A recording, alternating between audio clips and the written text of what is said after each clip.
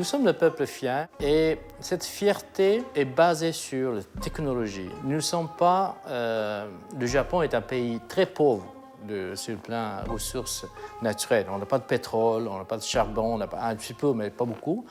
Le gaz, il n'y en a pas, donc il faut toutes ces choses-là apporter. Alors, notre seule façon de survie, c'est la valeur ajoutée. C'est vraiment la technologie et amélioration continue, qu'on appelle le Kaizen.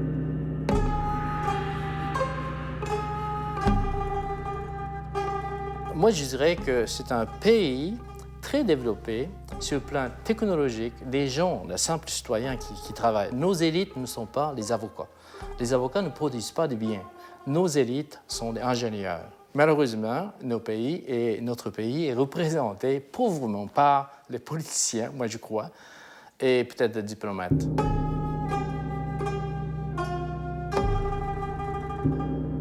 On parle du Japon comme un géant, c'est vrai, économiquement parlant, c'est un géant, ça. Mais c'est un géant qui ne parle pas, parce que la langue est linguistique, parce que la langue est, c'est quoi? Ongozi, voilà. C'est quand même une remarque qui, je pense que c'est un journaliste français qui a dit ça. Je pense que ça dit beaucoup. Nous ne sommes pas capables de parler comme les Américains. Nous sommes le pire diplomate. Nous sommes le pire relationniste de notre propre culture. Mais on est travailleurs.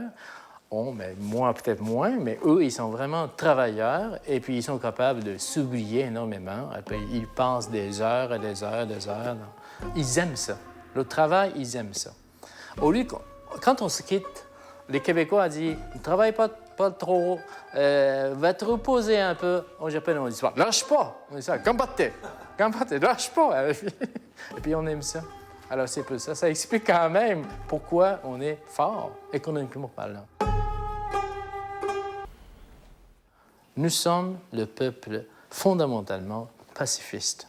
Coexistence pacifique est pour nous la chose la plus précieuse de la Terre. Et puis souvent mal représentée à cause de notre expérience triste et malfaisante durant la Deuxième Guerre mondiale.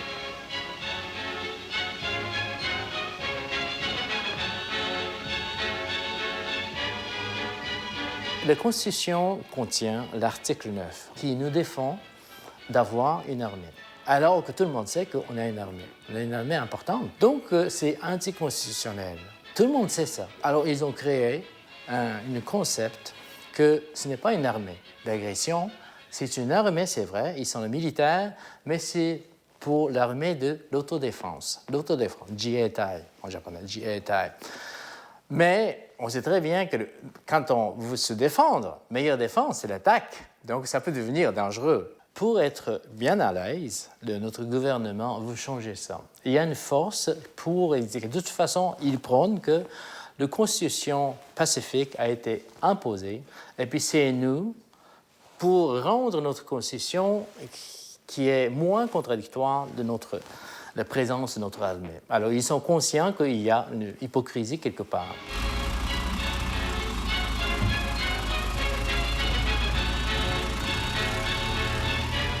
On envoie une armée en Irak sous la pression de George Bush, encore une fois, mais ce n'est pas notre volonté naturelle. Les Américains sont hypocrites aussi. Et on joue, ça prend 2 personnes pour jouer un tango, alors on joue la même danse d'hypocrite.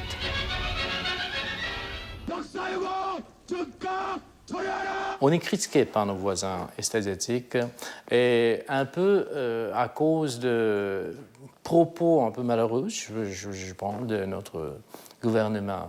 Koizumi est très proche de Bush. Économiquement, on est liés. Il ne faut pas être en mauvais termes avec les États-Unis. Mais la différence entre le Canada et le Japon, c'est ça. Le Canada essaye de s'affirmer quand même. Ils n'ont pas participé à la guerre en Irak, tandis que nous, oui, sous la pression, pour se montrer, quand George Bush a dit « show your flag », show the flag, on s'est montré, et puis on s'est montré surtout alliés à ça. Donc on envoyait vraiment, mais la majorité des Japonais, je suis sûr, il y a un sondage qui dit ça, qu'on est vraiment contre ça.